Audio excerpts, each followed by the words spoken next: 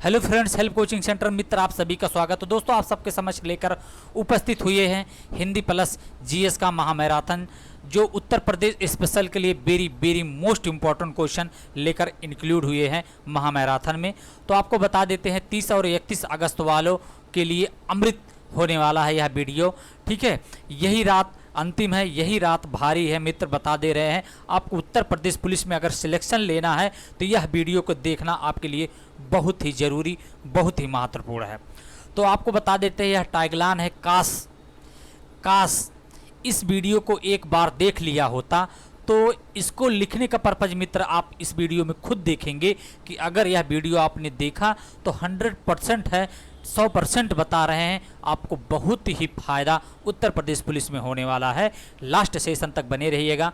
ठीक है, महामैराथन है, हिंदी और जीएस का क्वेश्चन लेकर इंक्लूड हुए, वही क्वेश्चन इंक्लूड किया गया है जो हूबहू क्वेश्चन पूछा गया है अब तक के पेपर उत्तर प्रदेश पुलिस में। तो देरी न करते हुए क्वेश्चन की तरफ चलते हैं, लास्ट सेशन तक बने रहिएगा, बहुत ही अच्छा सेशन होने वाला है। तो देरी न करते हुए पहला क्वेश्चन स्टार्ट करते हैं। पहला क्वेश्चन आप सबके समक्ष उत्तर प्रदेश पुलिस का। तो आपको बता देते हैं मित्र, पहला क्वेश्चन आप सबके समक्ष है, क्या है, चलिए पढ़ते हैं।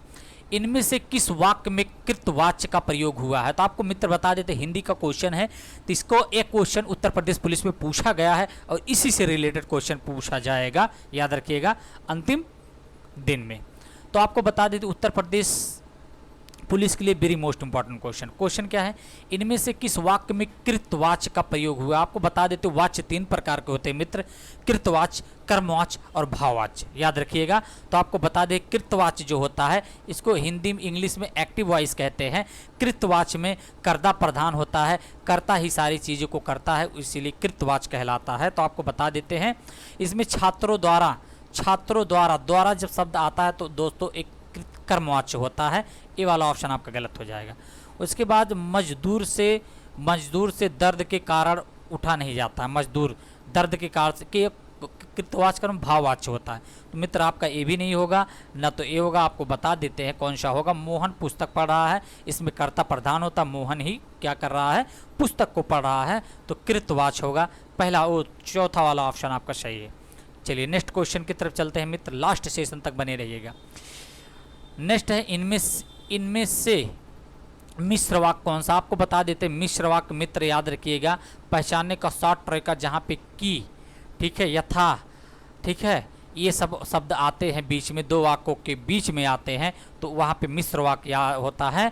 और एक तरीका और बता देते हैं, एक वाक्य दूसरे वाक्य पर आश्रित होता है, तो कौन सा वाक्य कहलाता है? मिश्र वाक्य। चलिए नेक्स्ट क्वेश्चन की तरफ चलते हैं। पहला वाला क्वेश्चन आपका ऑप्शन सही होगा। तीसरा क्वेश्चन वेरी मोस्ट इंपॉर्टेंट, भाषा की सबसे छोटी इकाई को क्या कहते हैं? भाषा की सबसे छोटी इकाई को वर्ड कहते हैं या अक्षर कहते हैं। चलिए नेक्स्ट क्वेश्चन की तरफ चलते हैं। नेक्स्ट क्वेश्चन आप सबके समक्ष, हिंदी भाषा का प्रारंभ कब हुआ था मित्र? बताइए, कमेंट बॉक्स में जरूर आप लोग बता दिएगा। लास्ट सेशन तक बने रहिएगा, क्विक रिवीजन है, याद रखिएगा। तो आपको बता देते 1000 ईस्वी से हिंदी भाषा का आरंभ हुआ था, याद रखिएगा। चलिए नेक्स्ट क्वेश्चन, इनमें से कौन सा ऊष्म व्यंजन है? ऊष्म व्यंजन आपको बता देते, ऊष्म व्यंजनों की संख्या मित्र कितना होता है? 4 होते हैं। कौन कौन से? शा, शा, शा, हा, बड़ा सा, खट्टी सा, छोटा सा और हा आपको बड़ा बता देते हैं। इसमें से आपका बड़ा सा है और बड़ा सा यही क्या है? ऊष्म व्यंजन है। चौथा और तीसरा वाला ऑप्शन आपका सही होगा। चलिए नेक्स्ट क्वेश्चन की तरफ चलते हैं। नेक्स्ट क्वेश्चन, दवा किस भाषा का शब्द है? तो आपको बता देते दवा किस भाषा का शब्द है, तो मित्र आपको बता देते दवा आपका अरबी भाषा का शब्द है। तीसरा वाला ऑप्शन आपका सही होगा। चलिए नेक्स्ट क्वेश्चन की तरफ चलते हैं। तो मित्र अभी तक आप लोगों ने चैनल को सब्सक्राइब नहीं किया तो चैनल को सब्सक्राइब जरूर कर लीजिएगा, बेल वाली घंटी को प्रेस कर लीजिएगा। इससे क्या होगा मित्र, नोटिफिकेशन आपको पहुंचेगा डेली रात्रि 8 बजे। तो आपको बता देते हैं जितने भी क्वेश्चन इंक्लूड किए गए सब उत्तर प्रदेश में पूछा गया क्वेश्चन है उत्तर प्रदेश पुलिस में। चलिए यही रात अंतिम, यही रात भारी वाला वीडियो। भाषा की सार्थक इकाई क्या होता है? शब्द होता है, वाक्य होता है, शब्द होता है, वर्ड होता है, ध्वनि। तो आपको बता देते भाषा की सार्थक इकाई को कहते हैं शब्द कहते हैं। चलिए next question very most important question, निम्न में से कौन सा शब्द तत्सम है? तो तत्सम आपको बता देते हैं, तत्सम मतलब होता है संस्कृत शब्द, संस्कृत तो बता देते संस्कृत शब्द तत्सम शब्द होता है, तो आपको बता देते क्षेत्र जो है यही संस्कृत शब्द है, याद रखिएगा मित्र। क्षेत्र क्या है आपका, यही संस्कृत शब्द है, तो याद रखिएगा। चलिए 8वां question, very most important question. और क्वेश्चन आपको बता देते ये मित्र, क्वेश्चन बहुत बार पूछा गया है। क्षेत्र का खेत होता है, क्षेत्र का क्षेत्र। चलिए नेक्स्ट क्वेश्चन की तरफ चलते हैं। लास्ट सेशन तक बने रहिएगा मित्र, क्योंकि जबरदस्त सेशन लेकर उपस्थित होते हैं रात्रि 8 बजे। ठीक है, चक्रधर, चक्रधर शब्द है, तो बताइए रूढ़ है, यौगिक है, योग रूढ़ है, विदेशी। विदेशी शब्द मित्र नहीं है, ना तो रूढ़ शब्द होता है, जैसे पानी रूढ़ शब्द होता है, जिसका खंडन ना किया जाए रूढ़ शब्द कहलाता है। उसके बाद यौगिक ऐसा शब्द होता है जो दो शब्दों से मिलकर बना होते हैं, यौगिक शब्द कहलाते हैं, जैसे विद्यालय, विद्याधनालय बराबर विद्यालय। योग रूढ़ शब्द ऐसा शब्द होता है दो शब्दों से मिलकर बनता है जरूर, लेकिन इसका तीसरा पद प्रधान होता है, उसको योग रूढ़ शब्द कहा जाता है, याद रखिएगा। चक्रधर, चक्र को धरने वाले अर्थात विष्णु भगवान, तो क्या होता है, तीसरा वाला ऑप्शन आपका सही होगा। चलिए next question, very most important question 10वां है। बहुशब्द का बहुवचन क्या होगा, तो आपको बता देते हैं, पहला वाला ऑप्शन सही होगा, बहुशब्द का बहुवचन पहला वाला ऑप्शन। चलिए नेक्स्ट क्वेश्चन है, इनमें से क्रिया विशेषण क्या है। क्रिया विशेषण में ये होता है मित्र, क्रिया की विशेषता बताने वाले शब्द को क्रिया विशेषण कहा जाता है। क्रिया की विशेषता बताते हैं, मतलब क्रिया मतलब होता है कार्य, जो कार्य किया जाता है, कार्य में अगर कोई विशेषता बताता है तो उसे क्रिया विशेषण कहते हैं। जैसे कार्य यहाँ पे चलना देखे तो आपको बताया, लड़का ये संज्ञा होता है, हम आपका सर्वनाम होता है, चालक आपका नाउन होता है, संज्ञा होता है। तो आपको चलना ये बताया, आपको पता चल रहा है, तो इसमें चलना मतलब क्रिया होता है। और क्रिया पहचानने का एक ही सिंपल फंडा तरीका है, जिस भी काम करने में आपका शरीर का अंग प्रत्यंग हिलता डुलता है तो वो क्या कहलाता है, क्रिया कहलाता है। तो आपको बताते धीरे धीरे ये क्या है, विशेषण होता है। और विशेषता किसकी, धीरे धीरे की चलने की विशेषता को बता रहा है, चलने की जो मूवमेंट होता है उसमें कह रहा है धीरे धीरे, तो यही क्रिया विशेषण है, पहला वाला ऑप्शन आपका सही होगा। चलिए नेक्स्ट क्वेश्चन चलते हैं। Next question very most important question, ये भी बढ़ावा क्वेश्चन है। नीलिमा शब्द में उपयुक्त प्रत्यय क्या है, तो आपको बताना है नीलिमा शब्द में प्रयुक्त प्रत्यय क्या है। तो आपको बता देते हैं कौन सा, पहला वाला ऑप्शन सही है, इमा। इमा शब्द लगने से ठीक है प्रत्यय नीलिमा बनता है, याद रखिएगा। चलिए नेक्स्ट क्वेश्चन, 13वां question very most important question है। बैठक शब्द में कौन सा प्रत्यय लगा हुआ है। बैठक शब्द में आपको बता देते हैं का शब्द लगने से बैठक शब्द बना है। चलिए वेरी मोस्ट इंपॉर्टेंट क्वेश्चन 14वां। उसके बाद संयोग शब्द में किस उपसर्ग का प्रयोग हुआ है। संयोग शब्द में किस उपसर्ग का प्रयोग हुआ है, तो आपको बता देते हैं सम प्लस योग बराबर संयोग होता है। तो सम उपसर्ग लगा है, तो आपको बता देते हैं उपसर्ग और प्रत्यय। उपसर्ग जो होता है मित्र शब्द के पहले लगाया जाता है, उसके बाद शब्द के बाद लगने वाले, ठीक है, वो शब्द के बाद जो शब्द लगता है, शब्द के बाद जो अव्यय लगता है उसको प्रत्यय बोला जाता है। चलिए याद रखिएगा, तो दूसरा वाला ऑप्शन आपका सही है। चलिए तो मित्र अभी तक आप लोगों ने चैनल को सब्सक्राइब नहीं किया, चैनल को सब्सक्राइब जरूर करिएगा। बार बार ना कहना पड़े मित्र, इससे क्या होता है, मनोबल बढ़ता है, हम लोग जोश उम्मीद के साथ वीडियो को प्रारंभ करते हैं, आपको ठीक है मंजिल पे पहुंचाने की कोशिश करते हैं। यही हम सबका कर्तव्य होता है, यही टीचरों का एक कर्तव्य होता है कि आपको तन मन धन से पढ़ाया जाए, वही चीज़ पढ़ाया जाए जो पेपर में आए हूबहू। चलिए तो 15वां क्वेश्चन आप सबके समझ वेरी मोस्ट इंपॉर्टेंट, राजा का विलोम क्या होता है। तो आपको बता देता है राजा का विलोम रानी भी होता है और राजा का विलोम रंक भी होता है। अगर दोनों ऑप्शन में से कोई भी ऑप्शन एक ठीक आए तो आप टिक कर देना, ए भी सही होता है, ए भी सही होता है। चलिए तो नेक्स्ट क्वेश्चन की तरफ चलते हैं। नेक्स्ट क्वेश्चन आप सबके समझ वेरी मोस्ट इंपॉर्टेंट, आंखों में धूल झोंकना मुहावरे का अर्थ क्या होता है। धोखा देना, आंखों में धूल पड़ जाना गलत है, अपमानित करना, घायल करना, तो आपको बता देते हैं धोखा देना, आंखों में धूल झोंक देना। कहते हैं कि हमको चूतिया बना के चल दिया, आंखों में हमारे धूल झोंक दिया, मतलब धोखा दे दिया। तो यही आपका पहला वाला ऑप्शन आपका सही होगा। चलिए नेक्स्ट क्वेश्चन की तरफ चलते हैं, लास्ट सेशन तक बने रहेगा मित्र। महामैराथन आपके सबके लिए बहुत ही कारगर वीडियो होने वाला है, आप लोग लास्ट में देखिएगा, कितना मजा आएगा यह वीडियो पढ़ने के बाद। चलिए 17वां क्वेश्चन, हाथ है, हाथ मलते रह जाना मुहावरे का अर्थ होता है देखो यहाँ पे पछताना, मालिश करना, बेकार सा काम करना, हाथों को गर्म करना, पछतावा करना, कहते ना हाथ मलते रह जाना, मतलब कोई चीज़ पछतावा करना। जैसे कहते हैं जब हाथ से ढेला छूट गया तब पछताने से क्या फ़ायदा होता है, यही कहावत कहा गया है कि पछताने से अब क्या फ़ायदा, पछतावा करना। यही ऑप्शन, आप पहला वाला ऑप्शन आपका सही होगा। नेक्स्ट क्वेश्चन आप सबके समक्ष, कन्यादान में कौन सा समास है, तो आपको बता देते हैं कन्यादान में कौन सा समास है। कन्यादान में आपको बता दे तत्पुरुष समास है, याद रखिएगा। चलिए नेक्स्ट क्वेश्चन की तरफ चलते हैं। नेक्स्ट क्वेश्चन है ज्ञानदीप, क्या लिखा गया है मित्र, ज्ञानदीप किसकी रचना है, तो आपको बता दें शेख नबी का रचना है। ज्ञानदीप शेख नबी का रचना है, याद रखिएगा। वेरी मोस्ट इंपॉर्टेंट क्वेश्चन है, इसको नोट डाउन आप लोग कर लीजिएगा। चलिए अगला क्वेश्चन 20वां क्वेश्चन है, सोरठा कैसा छंद है, तो आपको बता देते सोरठा कैसा छंद है। सोरठा अर्ध सम्मात्रिक छंद है, पहला वाला ऑप्शन आपका सही होगा। चलिए नेक्स्ट क्वेश्चन की तरफ चलते हैं। वेरी मोस्ट इंपॉर्टेंट क्वेश्चन 21वां, दोहा के विषय चरण में कितनी मात्राएं होती है, तो आपको बता दें दोहा के विषय चरण में 13 मात्राएं होती है, याद रखिएगा 13 मात्राएं होती है। तो कौन सा ऑप्शन सही होगा, तीसरा वाला ऑप्शन सही होगा। अगला क्वेश्चन देखते हैं। अगला क्वेश्चन है छंद के कितने भेद होते हैं, तो आपको बता देते हैं छंद के कितने भेद होते हैं। चलिए कमेंट बॉक्स में आप लोग बताइए, आपको बता दें छंद के 2 भेद होते हैं, याद रखिएगा। चलिए नेक्स्ट क्वेश्चन 23वां question, very most important question मित्र ये भी है। 23वां क्वेश्चन आप सबके समझ कमेंट बॉक्स में जरूर बताइएगा, इसका आंसर क्या होगा।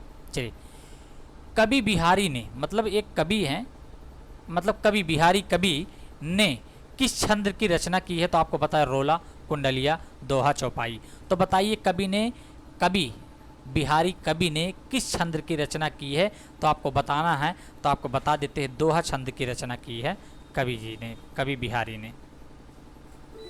नेक्स्ट क्वेश्चन 24वां क्वेश्चन, सूरसागर किसकी रचना है, तो आपको बता देते हैं न तो विद्यापति का, न जयदेव का, न तो तुलसीदास का। आपको बता देते हैं मित्र सूरदास का, सूरसागर सूरदास की रचना है, याद रखिएगा। चलिए अगला question very most important question, रस के संस्थापक आचार्य हैं, रस के संस्थापक आचार्य हैं, तो आपको बता देते हैं कौन है, भरत मुनि जी है। तो चौथा ऑप्शन आपका सही होगा। चलिए नेक्स्ट क्वेश्चन की तरफ चलते हैं दोस्तों। अगला क्वेश्चन आप सबके समझ, तो मित्रों आपको बता देते हैं हिंदी समाप्त हुआ, अब आप सबके समझ आ गया है जीके का क्वेश्चन जो नदी से इंक्लूड किया गया है क्वेश्चन। चलिए तो आपको बता दें, क्वेश्चन पढ़ते हैं। क्वेश्चन पढ़ने से पहले आपको बता देते हैं, तो मित्र अभी तक आप लोगों ने चैनल को सब्सक्राइब नहीं किया मित्र, तो आपसे विनम्र अनुरोध है जाके चैनल को सब्सक्राइब करिएगा। इससे क्या होगा मित्र, लाइक कर दीजिएगा, शेयर भी कर दीजिएगा, क्योंकि यही रात अंतिम, यही रात भारी वाला वीडियो है, आप सबके समझ कारगर होने वाला है। शायद आपने यह वीडियो देख लेते तो शायद आपके लिए बहुत अच्छा होता। तो जाके फटाफट आप लोग लाइक सब्सक्राइब कमेंट कर दीजिएगा, उसके बाद हम नदी के बारे में आपको पढ़ाते हैं। तो चलिए देरी न करते हैं, क्वेश्चन की तरफ चलते, क्वेश्चन पढ़ते हैं। क्वेश्चन आप सबके समझ,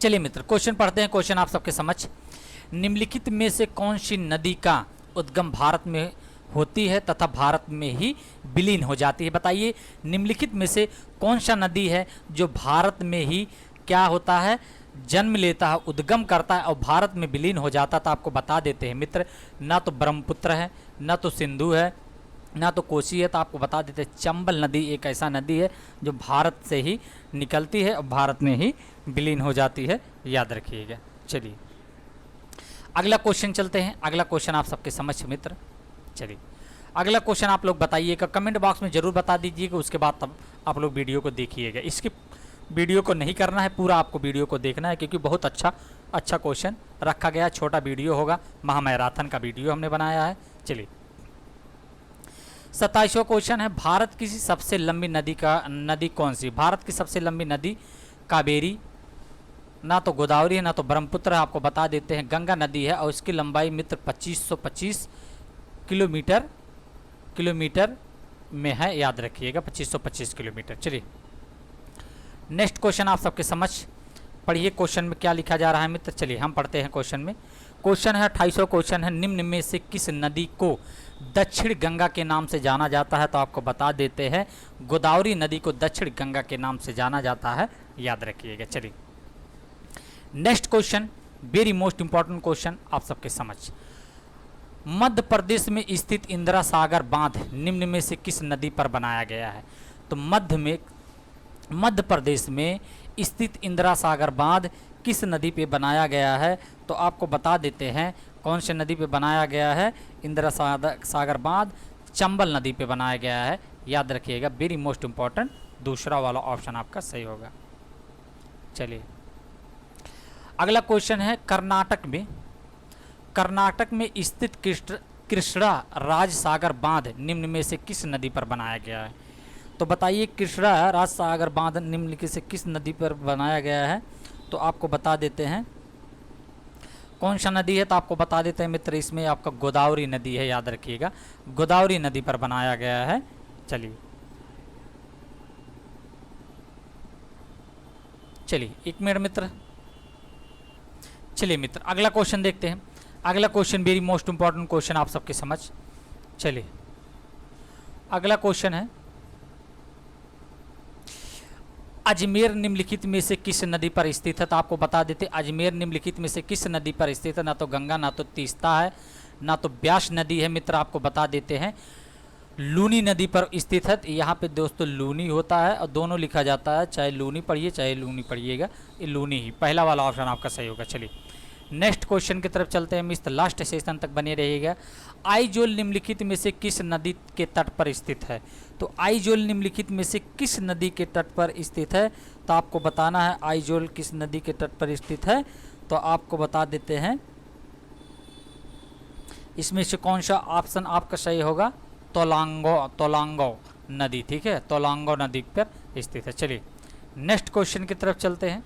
चलिए very most important question, Madhya Pradesh के मालवा पठार में महू के पास से कौन सी नदी निकलती है? मध्य प्रदेश के मालवा पठार में कौन सी नदी निकलती है? आपको बता देते हैं मित्र, चंबल नदी निकलती है। मध्य प्रदेश के मालवा पठार में महू के पास से कौन सी नदी का उद्गम होता है, कौन सी नदी निकलती है? तो आपको चंबल नदी निकलती है, याद रखिएगा, क्योंकि वेरी मोस्ट इंपॉर्टेंट क्वेश्चन आप सबके समझ। चलिए उसके बाद निम्नलिखित में से कौन दामोदर नदी की सहायक नदी है? तो निम्नलिखित में से कौन सी दामोदर नदी की सहायक नदी है? तो आपको बताना है सहायक नदी है तो बराकर नदी आपका यही वाला ऑप्शन, चौथा वाला ऑप्शन सही होगा। चलिए नेक्स्ट क्वेश्चन आप सबके समझ, वेरी मोस्ट इंपॉर्टेंट, पंचगंगा तथा दूध गंगा किसकी सहायक नदी है? तो आपको बताना है पंचगंगा तथा दूध गंगा किसकी सहायक नदी है? तो आपको बता देते हैं very most important question, Panchganga तथा दूध गंगा किसकी सहायक नदी है? तो आपको बता देते हैं। चलिए मित्र बताइए इसमें से कौन सा ऑप्शन सही होगा। चलिए हम बताते हैं। तो आपको बता दें कृष्णा नदी, यही आपका पहला वाला ऑप्शन आपका सही होगा। पंचगंगा तथा दूध गंगा किसकी सहायक नदी है? कृष्णा नदी की सहायक नदी है, याद रखिए। चलिए नेक्स्ट क्वेश्चन की तरफ चलते हैं। तो आपको बता देते हैं मित्र, नदी आपका समाप्त हुआ। कुछ ही क्वेश्चन नदी का लेकर उपस्थित हुए थे, जो वेरी मोस्ट इंपॉर्टेंट क्वेश्चन था। चलिए अगला क्वेश्चन आप सबके समझ, very most important question, very most important question.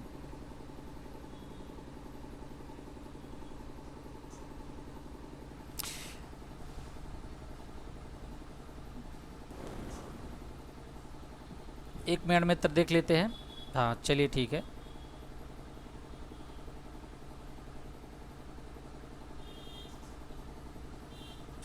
चलिए नदी को हमने कवर कर लिया है मित्र। अब आपके समझ लेकर उपस्थित हुए जी के जीएस का क्वेश्चन, ठीक है, जो वेरी मोस्ट इम्पॉर्टेंट क्वेश्चन आप सबके समझ, ठीक है। चलिए तो अगला क्वेश्चन ये भी देख लेते हैं मित्र। ये वाला क्वेश्चन शायद नहीं देख लिए हैं, चलिए हो गया है। उसके बाद चलिए नेक्स्ट क्वेश्चन। अगला question very most important question आप सबके समझ। अगला क्वेश्चन है निम्नलिखित में से किस अधिनियम में, तो आप लोगों ने मित्र अभी तक चैनल सब्सक्राइब नहीं किया, चैनल सब्सक्राइब जाके जरूर कर दीजिएगा। निम्नलिखित में से किस अधिनियम में कलकत्ता में सर्वोच्च न्यायालय की स्थापना का प्रावधान किया गया है? तो बताइए कौन सा ठीक है नियम है, कौन सा अधिनियम, तो आपको बता देते हैं रेगुलेटिंग एक्ट 1773 अधिनियम के तहत, ठीक है, कलकत्ता में सर्वोच्च न्यायालय की स्थापना किया गया था। जब कलकत्ता में मित्र सर्वोच्च न्यायालय की स्थापना किया गया तो वहाँ पे उसको सर्वोच्च न्यायालय ना कर उसको हाई कोर्ट बोला जाता था, याद रखिएगा। ठीक, चलिए नेक्स्ट क्वेश्चन की तरफ चलते हैं मित्र। नेक्स्ट क्वेश्चन आप सबके समझ, गवर्नर जनरल का पद पहली बार किस अधिनियम के अंतर्गत बनाया गया था, तो बताइए जनरल गवर्नर का पद पहली बार किस अधिनियम के तहत बनाया गया था, तो मित्र आपको पता है 1773 रेगुलेटिंग एक्ट जो आया था, ये एक प्रकार का भारत में, ठीक है, नियम आया था, ब्रिटिश लोगों ने लागू किया था यहाँ पे नियम कानून बनाने के लिए। तो 1773 गवर्नर जनरल का पद पहली बार इसी अधिनियम से आया था। कौन सा अधिनियम, 1773 रेगुलेटिंग एक्ट अधिनियम के तहत। चलिए नेक्स्ट क्वेश्चन आप सबके समझ, वेरी मोस्ट इंपॉर्टेंट क्वेश्चन। चलिए क्वेश्चन देखते हैं 38वां क्वेश्चन, ब्रिटिश सरकार के किस अधिनियम ने सबसे पहली बार भारत में शिक्षा के लिए 1 लाख रुपए दिए थे, तो आपको बताना है कौन सा अधिनियम, वुड का डिस्पैच अधिनियम, चार्टर्ड अधिनियम 1813, चार्टर्ड अधिनियम 1853, भारतीय परिषद अधिनियम 1892। तो बताइए मित्र इसमें से कौन सा ऑप्शन सही होगा। चलिए हम बता देते हैं, इसमें से चार्टर्ड अधिनियम 1813 के तहत शिक्षा में 1 लाख रुपया दिया गया था, याद रखिएगा 1 लाख रुपया दिया गया था। चलिए नेक्स्ट क्वेश्चन आप सबके समझ, नेक्स्ट क्वेश्चन, ब्रिटिश मिशनरियों को भारत में बसने की अनुमति प्रदान की गई थी किस एक्ट के तहत। चलिए रेगुलेटिंग एक्ट 1773, पिट्स इंडिया अधिनियम 1784, चार्टर्ड एक्ट 1793, चार्टर्ड एक्ट 1813। तो बताइए इसमें से कौन सा ऑप्शन आपका सही होगा। तो मित्र आपको बता देते हैं चार्टर्ड एक्ट 1813 के तहत, ठीक है, मिशनरियों को क्या किया गया था, बसने का अनुमति दिया गया था। चलिए नेक्स्ट क्वेश्चन, अभी ठीक है, अभी तो हौसला बाकी है, अभी तो सारा उड़ान बाकी है, अभी तो सारी मंजिलें बाकी है मित्र। आप लोग हौसले और बुलंद को बना के रखिएगा, क्योंकि थकना नहीं है, हमको धीरे धीरे चलना है, लेकिन रुकना नहीं है मित्र, याद रखिएगा। चलिए भारत का संविधान कब लागू हुआ था, तो मित्र आपको बताना है भारत का संविधान कब लागू हुआ था। तो आपको बताना है 26 नवंबर 1949 को, 15 अगस्त 1947 को, 2 अक्टूबर 1950 को, 26 जनवरी 1950 को।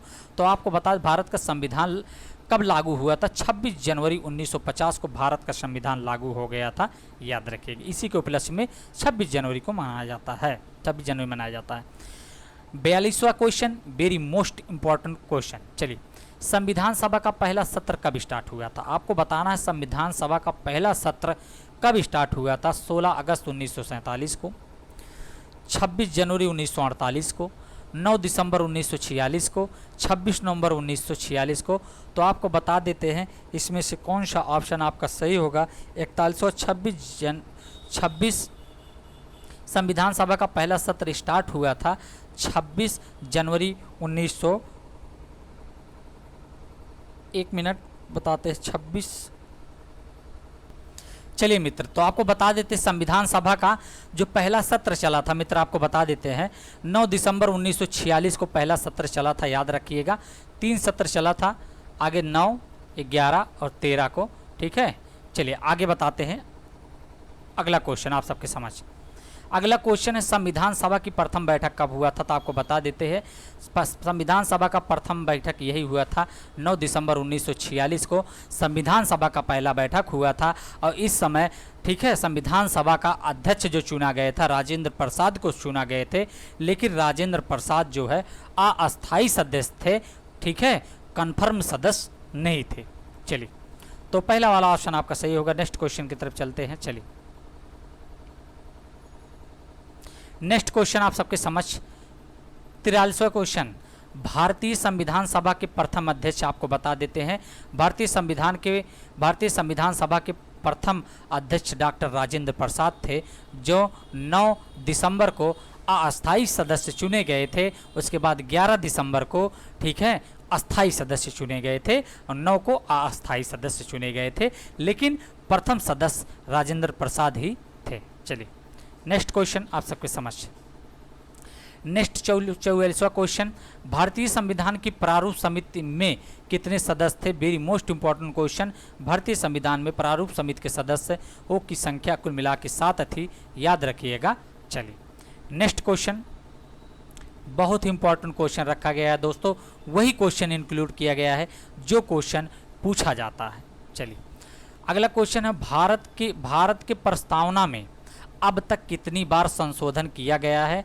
तो मित्र आपको बताना है भारत का जो प्रस्तावना है उसमें कितनी बार संशोधन किया जा चुका है। तो आपको बता देते हैं भारतीय प्रस्तावना में 4 बार संशोधन किया जा चुका है।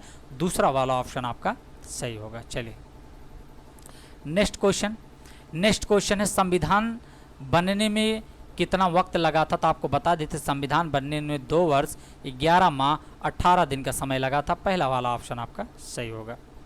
चलिए नेक्स्ट क्वेश्चन आप सबके समझ। नेक्स्ट है, भारतीय संविधान सभा में कुल कितनी महिलाएं थी? आपको बताना है भारतीय संविधान सभा में कुल कितनी महिलाएं थी। आपको बता देते हैं भारतीय संविधान सभा का जब गठन हो रहा था तो उसमें टोटल 15 महिलाएं थी। चलिए नेक्स्ट क्वेश्चन आप सबके समझ। नेक्स्ट क्वेश्चन में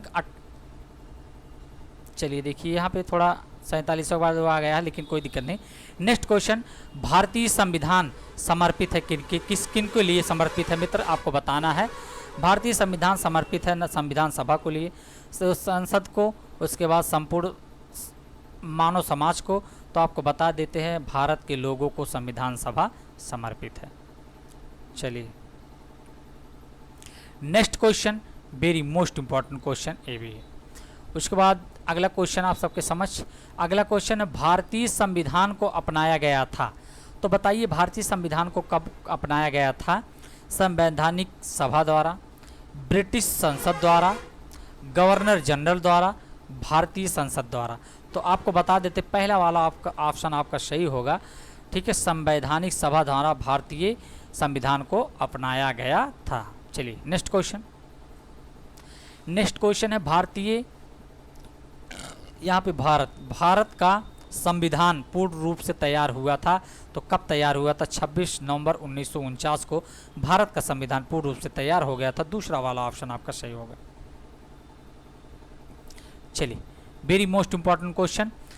अगला क्वेश्चन है, भारत की संविधान सभा का संवैधानिक सलाहकार कौन होता है? तो आपको बता देते हैं भारतीय संविधान सभा के संवैधानिक सलाहकार किसे बनाया गया था? जब भारतीय संविधान का संविधान का निर्माण हो रहा था उसमें सलाहकार बनाया गया था। सलाहकार किसको बनाया गया था? तो आपको बता देते हैं BN राव को बनाया गया था। इनका फुल नाम है विनेगर नरसिंह राव। चलिए नेक्स्ट क्वेश्चन। चलिए अगला क्वेश्चन आप सबके समझ, आप लोग मेहनत से पढ़िएगा क्योंकि मित्र बहुत मेहनत लगता है पढ़ाई और पढ़ाई में, लेकिन ठीक है मेहनत तो लगता है, लेकिन ठीक है 12 घंटा ड्यूटी करने से कम ही मेहनत लगता है पढ़ाई करने में, याद रखिएगा। क्योंकि अभी ठीक है आप लोग पढ़ लेंगे, ज़िंदगी संवर जाएगी आगे चल के। ज़िंदगी ठीक है किस हद तक गिर जाए कोई पता नहीं होता, इसीलिए फ्यूचर कैरियर के पीछे भागो, ज़िंदगी क्यों बनाओ मित्र, क्योंकि दुनिया में कुछ नहीं है। अपने फ्यूचर कैरियर जिस दिन आप बना लिए, माँ बाप आप पे गर्व करने लगेंगे, भाई बहन आप पे गर्व करेंगे, दोस्त आप पे गर्व करेगा। तो याद रखिएगा झुक कर अभी पढ़ रहे हो तो कल सर आपका ऊंचा जरूर होगा, ये मेरा विश्वास करिए, मेरा वादा आपसे रहेगा। चलिए अगला क्वेश्चन आप सबके समझ, राजेंद्र प्रसाद को संविधान सभा का अस्थायी सदस्य कब चुना गया था? तो आपको बता देते हैं 26/1/1947, 15/8/1948, 11 को। तो आपको बता देते हैं तीसरा वाला ऑप्शन आपका सही होगा। दूसरी बैठक में राजेंद्र प्रसाद को अस्थायी अध्यक्ष चुन लिया गया था। चलिए नेक्स्ट क्वेश्चन मित्र आप सबके समझ, very most important. Government of India act 1935 को किसने दास्ता का एक नया अधिकार पत्र कहा है? तो बताइए दास्ता का एक नया अधिकार पत्र किसने कहा है मित्र, चलिए बताइए। तो आपको बता देते हैं, very most important question, very most important question आप सबके समझ। चलिए तो बताइए इसमें से कौन सा ऑप्शन आपका सही होगा, चलिए बताइए। चलिए देरी न करते हुए बताइए आप लोग कौन सा ऑप्शन सही होगा। तो आपको बता देते हैं इसने किसने कहा था, नेहरू जी ने कहा था, याद रखिएगा। चलिए अगला क्वेश्चन आप सबके समझ। अगला क्वेश्चन है, भारत का प्रथम ब्रिटिश गवर्नर कौन था। तो आपको बताना है भारत का प्रथम ब्रिटिश गवर्नर कौन था। चलिए बताइए भारत का प्रथम ब्रिटिश गवर्नर कौन था। तो आपको बता देते लॉर्ड वारिंग हेस्टिंग भारत का प्रथम British governor Lord Warring Hasting थे। चलिए नेक्स्ट क्वेश्चन, भारतीय संविधान के अंतर्गत प्रथम आम चुनाव किस वर्ष हुआ था। तो आपको बता देते हैं, ना तो 49 है ना तो 50 है, आपका 52 वाला ऑप्शन सही होगा, ना तो 53, तीसरा वाला ही ऑप्शन सही होगा। कौन सा भारतीय संविधान के अंतर्गत प्रथम आम चुनाव किस वर्ष हुआ था, 1953 में हुआ था। चलिए नेक्स्ट क्वेश्चन आप सबके समझ, very most important question, Bharat में पहली बार जनगणना कब हुआ था। तो आपको बताना है मित्र, भारत में पहली बार जनगणना कब हुआ था, चलिए बताइए। तो आपको बता देते हैं भारत में पहली बार जनगणना भारत में 1872 में हुआ था, दूसरा वाला ऑप्शन आपका सही है। चलिए नेक्स्ट क्वेश्चन आप सबके समझ। नेक्स्ट क्वेश्चन है, भारत में पहली बार जनगणना किसके कार्यकाल में संपन्न हुआ था। तो आपको बता देते हैं भारत में पहली बार जनगणना लॉर्ड मेयो के शासनकाल में संपन्न हुआ था। चलिए नेक्स्ट क्वेश्चन, लास्ट सेशन तक बने रहेगा मित्र, ठीक है। बहुत इंपॉर्टेंट 70 क्वेश्चन लेकर उपस्थित हुए हैं, जो वेरी मोस्ट इंपॉर्टेंट क्वेश्चन आपके फ्यूचर भविष्य के लिए। चलिए भारत में पहली बार पूर्ण जनसंख्या किस वर्ष में लागू की गई थी। तो आपको बता देते भारत में पहली बार पूर्ण जनसंख्या किस वर्ष में की गई थी। तो आपको बता देते हैं पहला वाला ऑप्शन आपको सही होगा, 1881 में पूर्व जनसंख्या वर्ष की गई थी। तो पहला वाला ऑप्शन आपका सही होगा। चलिए नेक्स्ट क्वेश्चन की तरफ चलते हैं। नेक्स्ट क्वेश्चन आप सबके समझ। चलिए मित्र नेक्स्ट क्वेश्चन आप सबके समझ, जनसंख्या की दृष्टि से विश्व के बड़े देशों में से भारत का कौन सा स्थान है। तो बताना है, आपको बता देते हैं पहला स्थान है, ठीक है। जनसंख्या की दृष्टि से पहले मित्र आपको बता देते हैं, पहले हमारा भारत जो है जनसंख्या की दृष्टि से दूसरे स्थान पे था। पहले स्थान पे आपका क्या था, चीन था। लेकिन चीन को हमारा देश जनसंख्या में वृद्धि इतना तेज कर रहा है कि चीन को पिछाड़कर हमारा भारत नंबर 1 स्थान पे आ गया है, जो बहुत अच्छी बात नहीं होती है मित्र, याद रखिएगा। इससे भूखमरी, गरीबी, ठीक है, अशिक्षित लोग जन्म लेते हैं। जितना जनसंख्या रहेगा उतना ही भारत नहीं हर एक देश में भूखमरी होती है। तो याद रखिएगा जनसंख्या वृद्धि बहुत अच्छी बात नहीं होती है, ठीक है। तो पहले स्थान पे आपका जनसंख्या के मामले में हम भारत हो गया है। चलिए नेक्स्ट क्वेश्चन है, 2011 की जनगणना के अनुसार भारत की जनसंख्या है। तो आपको बता देते हैं 2011 के आंकड़ों के अनुसार भारत की जनगणना जो है आपको पता है 121 करोड़, ठीक है, 121 करोड़ जनसंख्या 2011 के अनुसार है मित्र। अब प्रेजेंट टाइम में आपको बता दे रहे हैं 141 करोड़ जनसंख्या, 141 करोड़ लगभग 142 करोड़ जनसंख्या इस समय प्रेजेंट टाइम में 2022 आंकड़े के अनुसार हो गया है, याद रखिएगा। नेक्स्ट क्वेश्चन की तरफ चलते हैं, वेरी मोस्ट इंपॉर्टेंट क्वेश्चन, 2011 की जनगणना के अनुसार विश्व की कुल जनसंख्या में भारत की भागीदारी लगभग कितना % है। तो आपको बता देते हैं, इसको आप लोग कमेंट बॉक्स में बताना है। ये आपका क्या है मित्र, होमवर्क है, जो आपको कमेंट बॉक्स में ज़रूर बताना है। चलिए नेक्स्ट क्वेश्चन आप सबके समझ। चलिए अगला है 2011 की जनगणना भारतीय जनगणना इतिहास की कौन सी जनगणना है। तो आपको बता देते 15वीं जनगणना है, न तो 13वीं, न तो 14वीं, न तो 16वीं है। आपको बता देते हैं कौन सा जनगणना है, 15वीं जनगणना है। चलिए नेक्स्ट क्वेश्चन, जनगणना कितने वर्ष में एक बार की जाती है? तो मित्र आपको बता देते हैं जनगणना कितने वर्ष में की जाती है, तो आपको बता देते हैं ना तो 15 वर्ष होता है, ना तो प्रतिवर्ष होता है, ना तो 5 वर्ष, 10 वर्ष में जनगणना की जाती है। याद रखिएगा, भारत में जो जनगणना की जाती है हर 10 साल पे एक बार जनगणना किया जाता है। तो आपको बता देते हैं 2011 में जनगणना होने के बाद, ठीक है, उसके बाद 10 में जोड़ेंगे कि 11 10 कितना हो जाएगा 21, 11 10 21, तो 22 की जनगणना जो है 22 में बताया गया है 22 में जनगणना हुआ था, 11 उसके बाद 22। तो आपको बता देते उस समय हमारे भारत का जनसंख्या 121 करोड़ था, अब जाके कितना 141 करोड़ जनसंख्या भारत का हो चुका है। चलिए नेक्स्ट क्वेश्चन आप सबके समझ।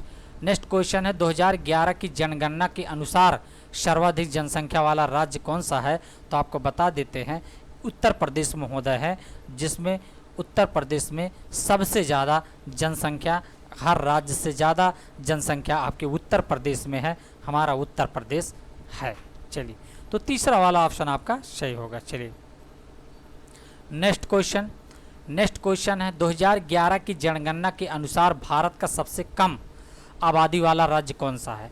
सबसे कम आबादी वाला राज्य आपको बता देते हैं सिक्किम है। याद रखिएगा, very most important question, Sikkim. चलिए तो अगला क्वेश्चन आप सबके समझ, जनसंख्या की दृष्टि से भारत का सबसे बड़ा केंद्र शासित प्रदेश कौन सा है?